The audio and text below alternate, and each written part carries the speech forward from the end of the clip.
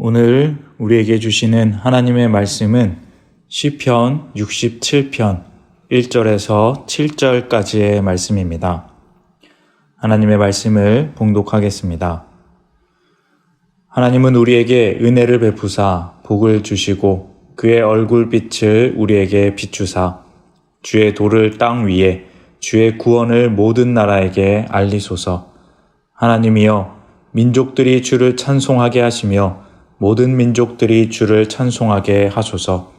온 백성은 기쁘고 즐겁게 노래할지니 주는 민족들을 공평히 심판하시며 땅 위의 나라들을 다스리실 것임이니이다. 하나님이여, 민족들이 주를 찬송하게 하시며 모든 민족으로 주를 찬송하게 하소서. 땅이 그의 소산을 내어 주었으니 하나님 곧 우리 하나님이 우리에게 복을 주시리로다. 하나님이 우리에게 복을 주시리니 땅의 모든 끝이 하나님을 경외하리로다. 아멘. 오페라의 유령이라는 소설이 있습니다. 프랑스의 가스통 르루라는 사람이 1910년 집필한 소설입니다. 처음에 나왔을 당시에는 그렇게 좋은 평을 받지 못했지만 갈수록 사람들에게 널리 읽혀지고 연극과 영화, 드라마 등으로 각색되면서 전 세계적인 인기를 끌게 된 소설입니다. 내용은 이렇습니다. 오페라 극장에서 사람이 죽고 또 이해할 수 없는 미스테리한 일들이 자꾸 일어납니다. 사람들은 오페라 극장에 유령이 있어서 그런 일을 저지른다 합니다.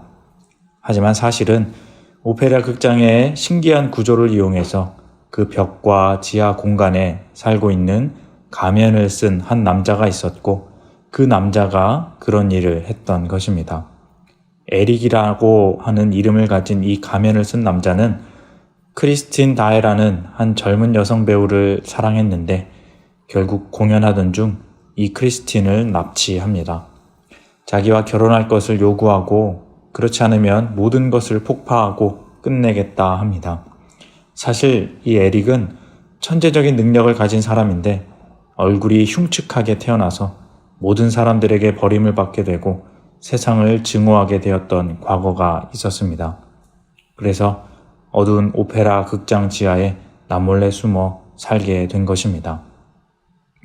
크리스틴의 연인이 그녀를 구출하려고 노력하지만 에릭의 장치들에 의해 실패하고 다 죽을 위기에 처했는데 천사 같은 마음을 가진 크리스틴이 가면을 벗고 흉측한 모습을 보인 에릭을 진심으로 불쌍히 여기고 사랑으로 인정해주자 그것에 감동하여 모두를 살려주고 사라지며 끝이 나는 그런 이야기입니다.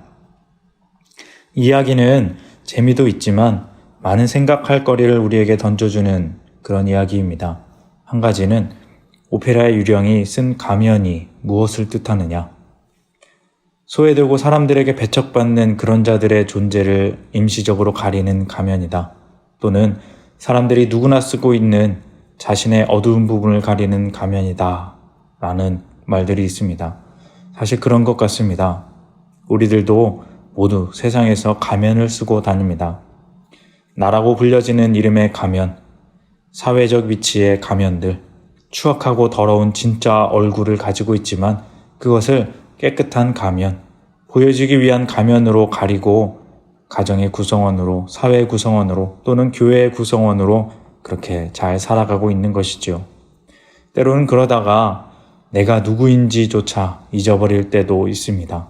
하지만 어떤 감정이나 내 속을 건드리는 계기가 생기면 기어이 어둡고 더러운 본 모습이 나도 모르게 등장하곤 합니다. 얼굴이라는 것을 한번 생각해 봅니다. 사람은 누구나 얼굴을 가지고 있습니다. 하지만 이 얼굴은 우리에게 어떤 존재일까? 사람들에게 보이는 모습, 감정이 담긴 표정을 보여주는 모습, 때로는 연기를 할 수도 있고 진실함을 보여줄 수도 있는 얼굴, 가면이 될 수도 있습니다. 나이가 들면 자신이 어떻게 살아왔는지 그 얼굴에 보인다고 하죠.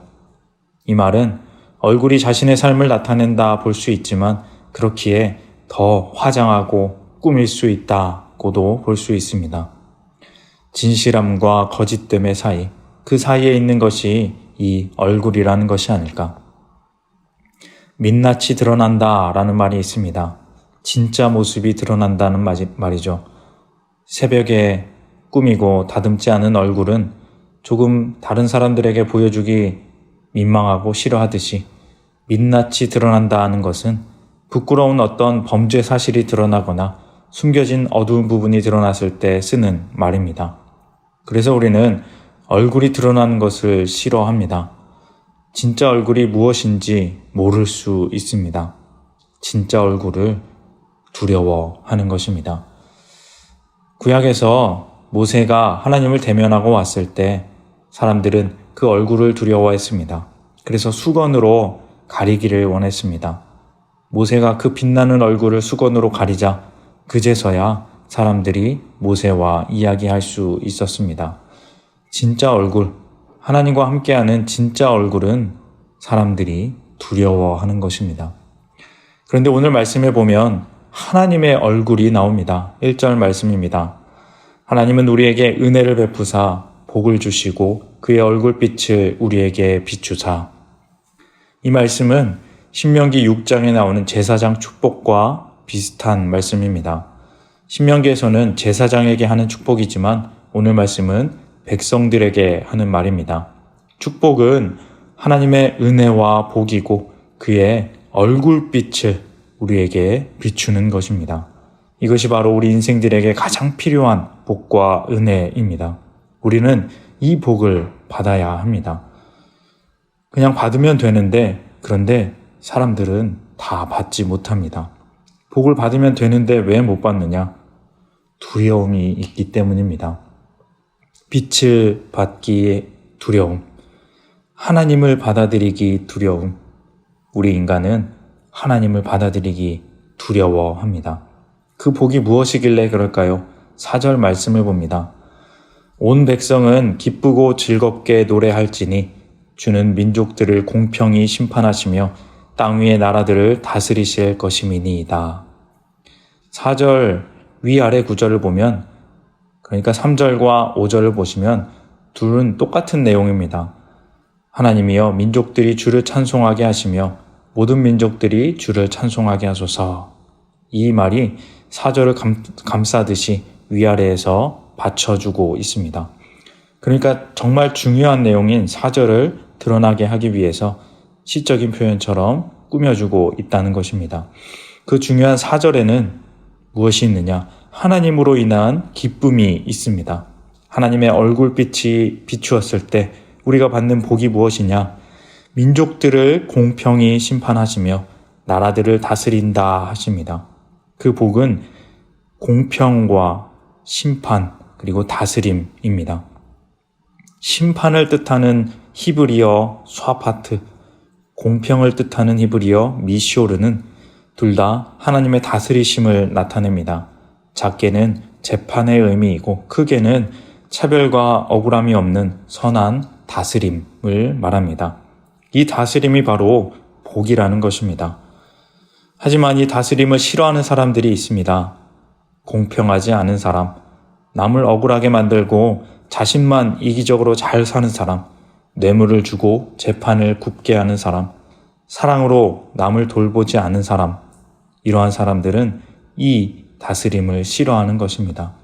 그래서 복받기를 거절하고 그렇게 하나님의 얼굴을 두려워하는 사람들이 생기는 것입니다. 그래서 우리에게 이러한 노래가 필요한 것입니다. 오늘 시편 67편은 1절의 말씀을 보고 축복의 감사시라고 이해할 수도 있지만 많은 학자들은 이것은 감사보다는 하나님께 은혜를 구하는 간구와 기원의 시라고 봅니다. 지금 이 땅이 황폐해졌습니다. 이 땅의 사람들이 하나님 나라의 공평과 정의로 세워져 있는 것이 아니라 탐욕에 가득한 자들, 사랑이 없이 이기적인 자들, 싸움과 갈등만 가득한 땅이 되었고 하나님의 도우심이 필요하게 되었습니다. 하나님의 얼굴빛이 필요합니다. 라고 은혜를 간구하는 찬양시라고 보는 것이 더 맞다는 것입니다. 그것은 6절과 7절 말씀에서 보입니다. 6절과 7절입니다. 땅이 그 소산을 내어 주었으니 하나님 곧 우리 하나님이 우리에게 복을 주시리로다. 하나님이 우리에게 복을 주시리니 땅의 모든 끝이 하나님을 경외하리로다. 이 두 절에서 반복되는 말은 하나님이 우리에게 복을 주시리니 라는 말입니다. 하나님이 우리에게 복을 주시고 그 다스리심의 은혜를 주셔야 함을 바라며 노래하는 것입니다. 그래야 이 땅의 모든 끝이 하나님을 경외하고 하나님의 얼굴빛이 비춰지며 세상에 하나님의 정의가 바로 세워지고 약한 자들과 억울한 자들이 그 빛을 보게 된다는 것입니다. 이것이 바로 하나님의 나라이며 우리의 기도는 이러한 기도가 되어야 하는 것입니다. 사랑하는 성도님 여러분, 우리에게 하나님의 얼굴빛이 필요합니다. 고린도전서 13장 12절에 보면 이런 말씀이 있습니다. 우리가 지금은 거울로 보는 것 같이 희미하나 그때에는 얼굴과 얼굴을 대하여 볼 것이요. 지금 우리가 세상에서 보는 것은 희미하여서 잘 알지 못합니다. 어쩌면 그 희미함에 익숙해져서 진짜 빛, 진짜 얼굴이 두려울 수 있습니다. 나의 나약함들이 드러나고 나의 죄악됨, 이기적인 마음들이 드러나서 부담스러울 수 있습니다. 그래서 사람들은 하나님의 얼굴을 그렇게 피했던 것 같습니다. 오페라의 유령의 그 남자가 세상의 시선을 피했던 것처럼 모세 주변의 사람들이 그 얼굴을 두려워했던 것처럼 피하고 자기 소견에 옳은 대로 판결을 굽게 하며 착취하고 억울하게 만들며 겉으로는 아닌 척 가면을 쓰고 살았습니다. 그런데 그러면 그럴수록 더욱 하나님의 얼굴이 두려워지는 것입니다. 하나님의 다스리심을 거부하게 되는 것입니다. 하지만 그것은 결국 드러날 것입니다. 병들고 곪아서 결국 심판을 받게 되는 것입니다. 그렇기에 우리에게 이 하나님의 얼굴빛이 필요한 것입니다. 하나님의 다스리심, 그 복을 구해야 하는 것입니다. 오늘 이 시간 함께 기도하시는 성도님들에게 이러한 기도와 찬양이 있기를 원합니다. 그렇게 기도하심으로 진정한 하나님의 얼굴빛이 비추이는 복된 삶이 있으시기를, 진정한 하나님의 다스림 아래에서 아름답고 건강한 복된 삶 사시는 우리 모두가 다 되시기를 주님의 이름으로 소망합니다. 기도하겠습니다. 하나님 아버지 감사합니다. 우리에게 그 따뜻한 얼굴빛을 비춰주시고 생명의 복을 주시니 참으로 감사드립니다.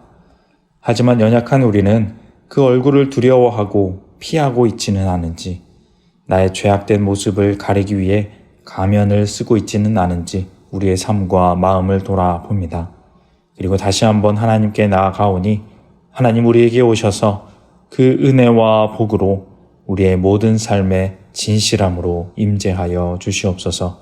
하나님의 다스리심의 은총을 누리며 살아가는 건강하고 복된 우리의 삶이 되게 하여 주시옵소서.